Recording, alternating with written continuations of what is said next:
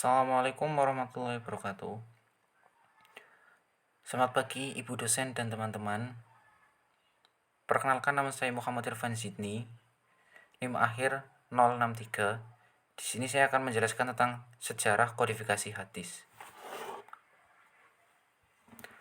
Pengertian: kodifikasi hadis adalah pengumpulan, menghimpun atau membukukan, yakini mengumpulkan dan menerbitkannya. Adapun yang dimaksud dengan kodifikasi hadis adalah menghimpun catatan-catatan hadis Nabi dalam mushaf. Latar belakang: pembukuan hadis dimulai pada akhir abad pertama Hijriah dan rampung pada pertengahan abad ketiga. Hal ini tidak lepas dari adanya dorongan pembukuan hadis oleh Khalifah Umar bin Abdul Aziz dari Bani Umayyah. Pada waktu itu, Umar bin Abdul Aziz, Khalifah ke-8 Bani Umayyah yang naik tahta pada tahun 99 Hijriah, berkuasa. Beliau ini dikenal sebagai orang yang adil dan wara, bahkan sebagian ulama menyebutkannya sebagai Khulafatur Rasyidin yang kelima. Tergerak hatinya untuk membukukan hadis dengan motif: 1. Beliau khawatir ilmu hadis akan hilang karena belum dibukukan dengan baik. 2. Kemampuan beliau untuk menyaring hadis palsu atau maudhu yang banyak beredar. 3. Al-Quran sudah dibukukan dalam mushaf, sehingga tidak ada lagi kekhawatiran tercampur dengan hadis bila hadis dibukukan. 4. Peperangan dalam penaklukan negeri-negeri yang belum Islam dan peperangan antar sesama kaum muslim banyak terjadi. Dia khawatir ulama hadis berkurang karena wafat dalam peperangan tersebut. Periode kodifikasi hadis. Periode pertama berlangsung selama rentan hidup Nabi Muhammad SAW hingga sepanjang abad pertama Hijriah. Pada masa ini, Rasul hidup, bergaul, dan berbicara dengan masyarakat dan para sahabat, baik di masjid, rumah, pasar, maupun saat berjumpa dengan musafir. Apa yang disampaikan oleh Nabi Muhammad SAW senantiasa diperhatikan secara seksama oleh para sahabat yang menjadi periwayat hadis. Kendati masih berupa hafalan, beberapa penghafal hadis terkenal pada periode ini adalah Abu Hurairah, Abdullah bin Abbas, Aisyah As-Siddiqah, Abdullah bin Umar, dan Jabir Al-Qadri, Anas bin Malik, dan lain-lain. Periode kedua. Periode ini dimulai sekitar pertengahan abad kedua Hijriah. Selama periode ini, sejumlah besar tabi'in menghimpun karya mereka dalam bentuk buku.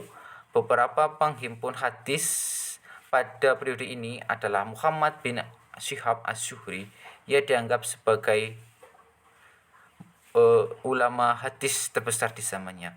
Abdul Malik bin Juwai, Mu'ammar bin Rashid, Imam Sofyan At-Tauri, Imam Hamad bin Salamah, Abdullah bin Al-Mubarak, dan Malik bin Anas. Di antara karya tulis pada periode ini adalah Al-Mutawatir, karya Imam Malik. Periode ketiga dimulai pada abad kedua Hijriah hingga akhir abad keempat, ketika hadis-hadis Nabi, atsar, sahabat, akwal atau ucapan tabi'in dikategorisikan, dipisahkan, dan dibedakan. Selain itu, riwayat-riwayat bulah atau diterima, dihimpun secara terpisah, dan buku-buku dari periode kedua diperiksa kembali untuk diautentikasi. Pada periode ini pula hadis-hadis dipelihara dan dijaga.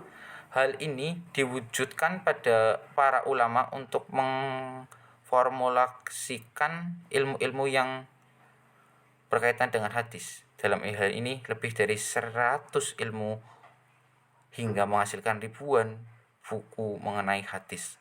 Salah satu penyusun hadis yang berasal dari periode ini adalah Imam Ahmad bin Hambal yang hidup pada tahun 164 sampai 241 Hijriah. Ia menyusun kitab Musnad Ahmad yang berisi tentang 30.000 hadis dalam 24 juz.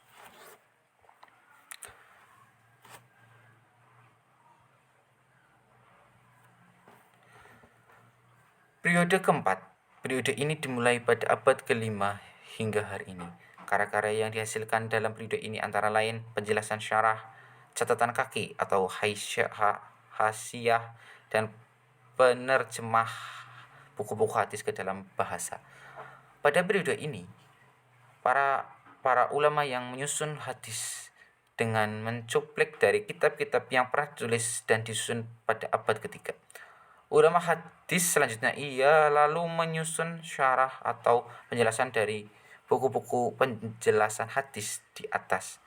Misalnya Muhammad Ismail As-Sohani yang wafat tahun 1182 Hijriah menulis kitab 10 Salam Syarah Buluh Maram yang berisi penjelasan kitab karya Ibnu Hajar Asqalani atau Nailul Watar karya Qodhi As-Syukani yang membuat penjelasan dari kitab Mutlaq Al-Akbar. Demikian presentasi yang saya dapat sampaikan. Tentunya masih banyak kekurangan. Saya pribadi mohon maaf sebesar-besarnya. Assalamualaikum warahmatullahi wabarakatuh.